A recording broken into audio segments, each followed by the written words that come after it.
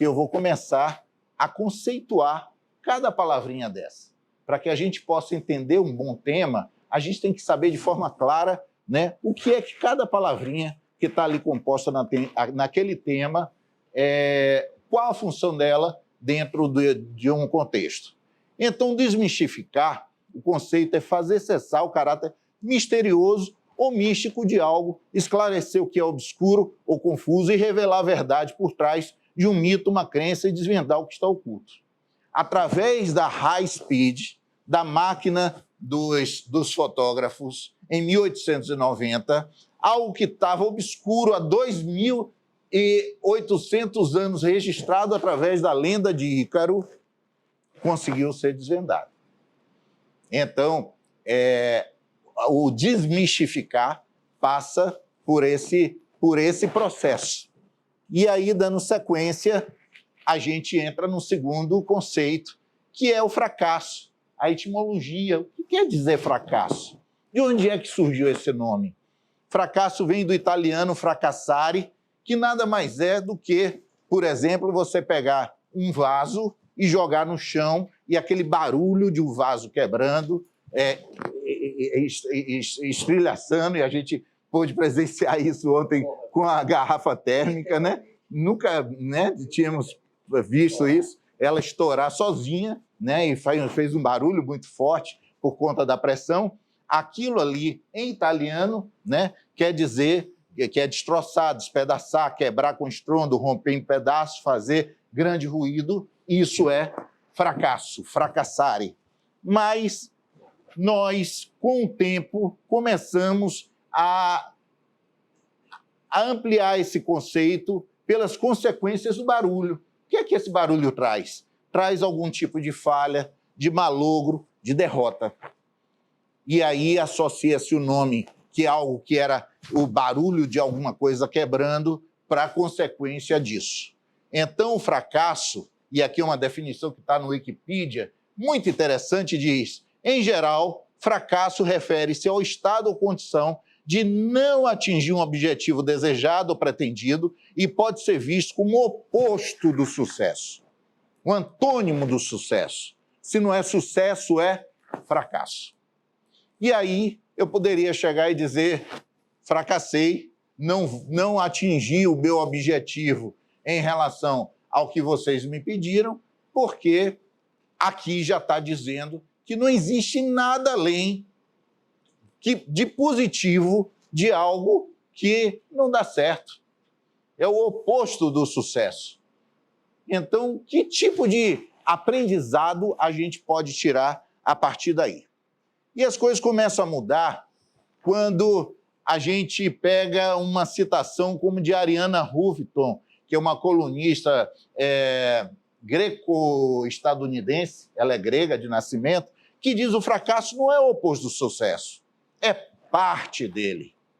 Olha que coisa interessante, que conceito forte. Enquanto que o Wikipedia diz: o fracasso é associado ao oposto do sucesso, vem uma pessoa e diz: não, o fracasso faz parte do sucesso. Então, como é que isso começa a se encaixar? E eu estou sendo um pouquinho chato nesse processo inicial, para que esses conceitos, eles possam, durante toda a apresentação, vocês verem como é que eles se interagem. A ideia não é de ser uma apresentação linear, mas cada ponto, inclusive os iniciais, possam ser integrados e isso ser transformado em um novo perceber por parte de vocês, por parte de todos nós. Então a Arianna chega e diz: o fracasso não é o oposto do sucesso, é parte dele.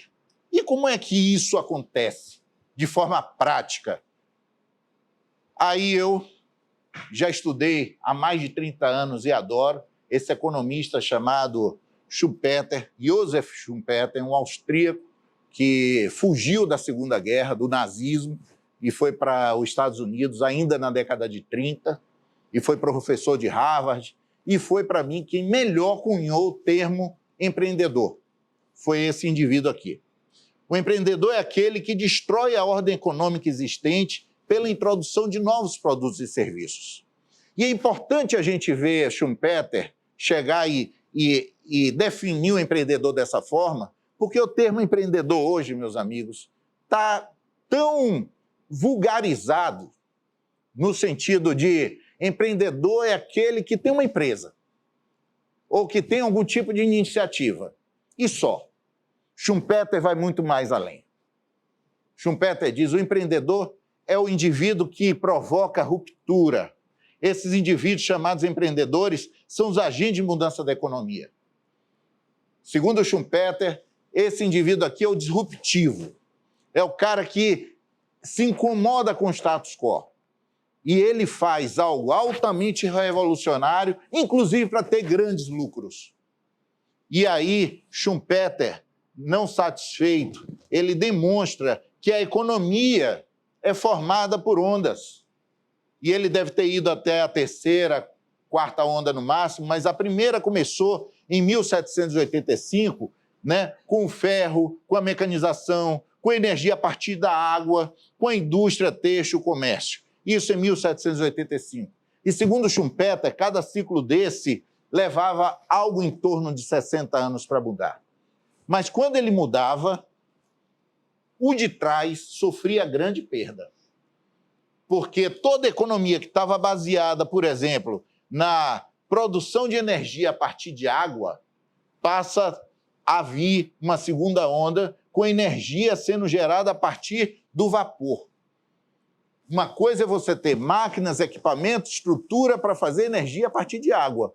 Quando você muda isso para vapor, toda aquela, imagine que cadeia enorme deixa de existir. E a gente vai ver exemplos práticos daqui a pouco. A terceira onda, isso foi em 1845 a 1900, aí vem em 1900 a terceira onda, que é o vapor sendo substituído pela eletricidade, pela indústria química, por motores de combustão interna. Vou dar um exemplo prático.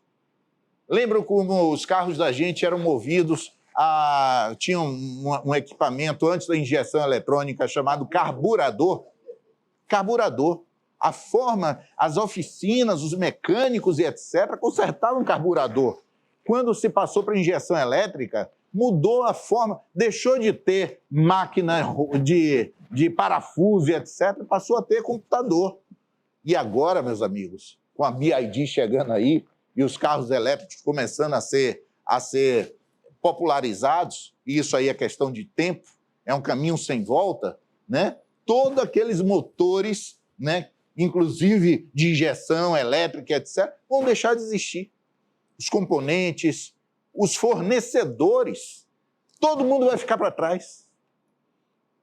E aí vem uma quarta onda, que é dos petroquímicos, eletrônicos, aviação, pesquisa espacial, e reparem que os ciclos vão diminuindo, eram 60, 50, e aí vai, já estamos aqui na quinta onda, na sexta onda, mas na quinta onda, na década de 90 até 2020, foi redes digitais, biotecnologia, tecnologia de informação, software. A sexta onda vem sustentabilidade, que é a nossa atual, química verde, nanotecnologia, indústria ecológica, energia renovável, bioquímica.